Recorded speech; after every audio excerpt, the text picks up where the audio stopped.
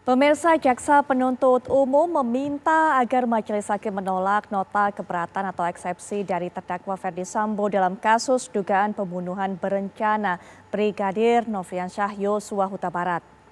Jaksa lantas menyerahkan penilaian atas jawaban terhadap eksepsi tersebut kepada Majelis Hakim. Sementara pengacara Sambo, Rasa Mala Aritonang menilai bahwa dakwaan jaksa tidak konsisten menjelaskan pokok perkara. Bahkan dalam tanggapan terhadap eksepsi juga masih tidak membuat terang dakwaan. Rasa Mala bahkan mengatakan inkonsistensi ini terlihat dari kapan perencanaan pembunuhan Yosua dibuat oleh Sambo. Pengacara menilai dakwaan menggambarkan perencanaan terjadi di Magelang dan di rumah pribadi Sambo di Jalan Saguling, Jakarta Selatan. Dalam surat dakwaan seolah-olah perencanaan terjadi sejak masih di Magelang. Tetapi dakwaan sendiri menyebutkan ketika Ibu Putri melaporkan kepada Ferdy Sambo di Saguling, kemudian Ferdy Sambo menjadi emosional. Dan dengan kecerdasannya Sambo kemudian menenangkan diri dan setelah itu baru membuat rencana untuk menghabisi Yosua. Oleh karena itu pengacara menilai ada dua tafsir berbeda dalam dakwaan, yakni perencanaan pembunuhan terjadi di Magelang dan perencanaan terjadi di rumah Jalan Saguling. Bagaimana tanggapan ahli pidana dan kuasa hukum keluarga Yosua atas eksepsi Sambo? Betulkah dakwaan jaksa tidak cermat?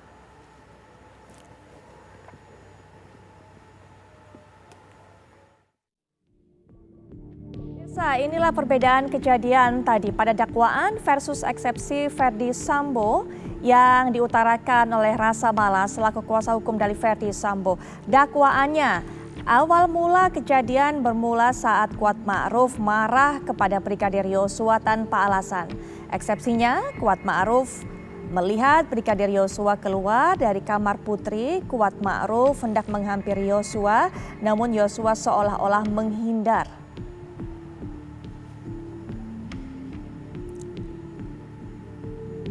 Ini adalah poin pertama. Kemudian bagaimana poin keduanya? Pada dakwaan, Ferdy Sambo memerintahkan Barada Eliezer untuk menembak. Sementara pada eksepsinya, Ferdy Sambo hanya memerintahkan Eliezer menghajar Brigadir Yosua. Kemudian Ferdy Sambo sempat menjatuhkan senjata milik Brigadir Yosua. Eksepsinya, senjata HS masih ada pada Brigadir Yosua. Kemudian poin keempat, Ferdy Sambo menembak kepala Brigadir Yosua 1 kali, sementara pada eksepsinya dinyatakan Ferdy Sambo tidak menembak Brigadir Yosua. Ada lagi, Ferdy Sambo ini langsung memerintahkan Brigadir Yosua jongkok, itu ada dalam dakwaan. Sementara di eksepsi, Ferdy Sambo sempat menanyakan apa yang dilakukan oleh Brigadir Yosua kepada Putri. Kemudian di dakwaan juga tertera pelecehan yang dialami Putri Chandrawati belum bisa dibuktikan kebenarannya. Pada eksepsi, Brigadir Yosua membuka paksa pakaian Putri dan membanting Putri, serta mengancam agar Putri tidak memberitahu Ferdy Sambo.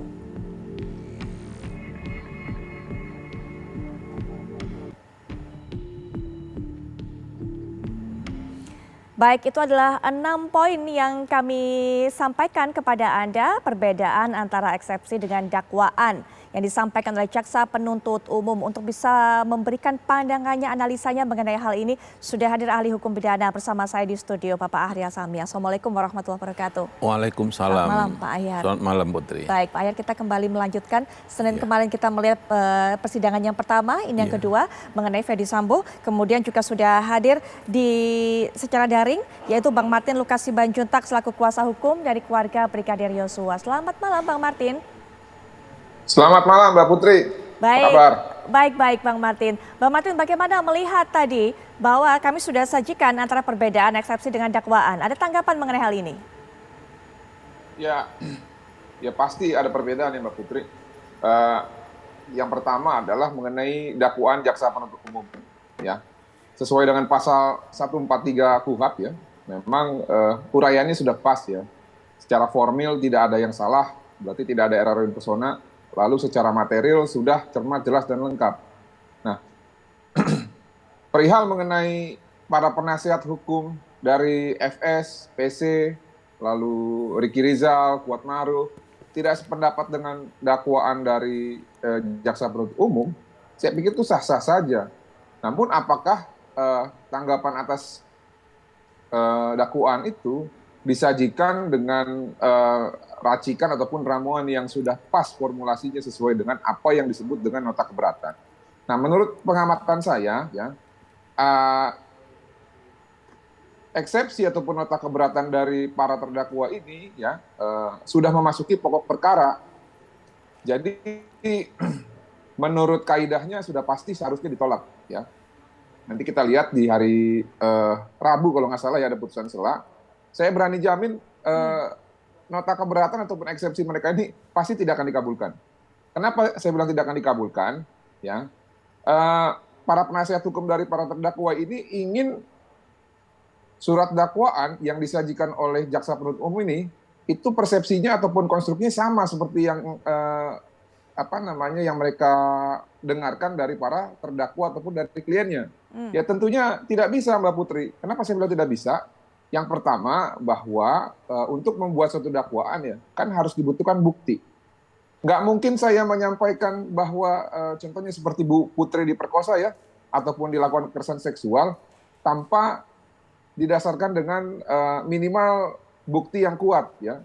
Nah, kalau ini dipaksakan justru dakwaan itu nanti jadi kabur.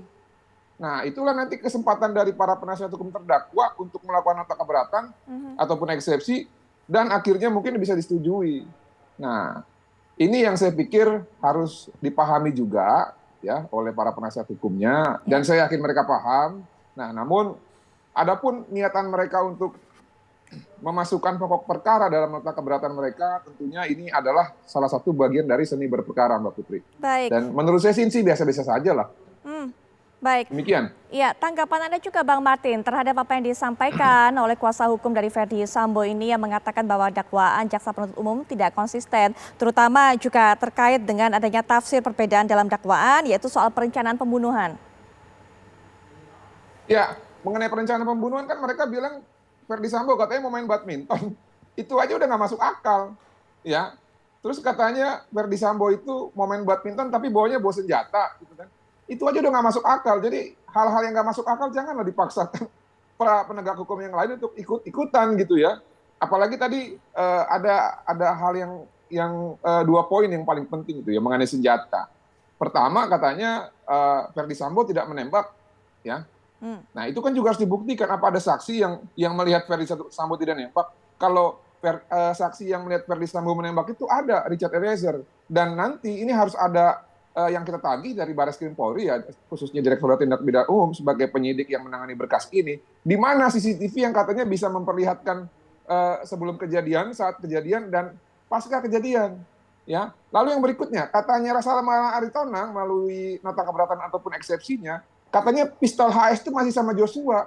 Iya, benar masih sama Joshua, tapi pasca Joshua dibunuh, pistol HS itu diberikan kepada Joshua, ditaruh di tangannya seakan-akan supaya terlihat seperti obstruction of justice gitu ya.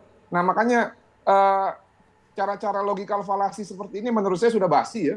Sekarang rakyat sudah cerdas, apalagi para jaksa penuntut umum dan hakim. Demikian Mbak Putri. Baik, pada hari Senin kemarin Pak Ahyar kita bahas, setidaknya Pak Ahyar juga mengungkit mengenai wah ini perang syaraf atau perang urat syaraf antara keduanya. Pihak pembela dari Ferdy Sambo, Putri, kemudian melawan jaksa penuntut umum. Kemudian juga kita mendengarkan kemarin eksepsi rasa pledoi, itu yang disampaikan juga oleh Pak Ahyar, kemudian juga Bang Saur pada saat itu. Bagaimana kemudian juga menilai mengenai tanggapan dari kuasa hukum Rasamala tadi yang mengatakan hingga saat ini juga masih kekeh dengan pendapatnya, memang dakwaan jaksa ini tidak konsisten. Iya, sayangnya memang di dalam persoalan eksepsi ini tidak ada lagi proses jawab-menjawab. Para terdakwa mengajukan eksepsi, nanti jaksa memperoleh hak untuk memberikan tanggapan. Ya. Nah ini kan saudara penasihat hukum, saudara Rasamala ini kalau nggak salah ini kan memberikan keterangan di luar sidang ya. Iya betul. Ya nggak ngefek kalau kita lihat itu tidak ada pengaruhnya karena tidak disampaikan dalam persidangan. Kalau di luar boleh saja kita berbicara apa, karena tidak akan dimuat di dalam berita acara. Yang akan dipertimbangkan oleh majelis hakim adalah apa yang ada di dalam persidangan, pernyataan dalam persidangan nanti akan dimuat dalam berita acara, itulah akan diperiksa oleh hakim nanti, akan jadi pertimbangan apakah eksepsi ini akan diterima atau ditolak. Tidaklah hakim juga mempertimbangkan hal-hal yang ada di luar persidangan. Tidak, kan berdasarkan fakta-fakta yang terungkap di dalam persidangan. Itu sudah jelas. Makanya saya katakan itu pada umumnya kan seperti itu ya teman-teman penasihat hukum kita. Itu pun diberikan atas pertanyaan pers tentunya ya, dia menjawab.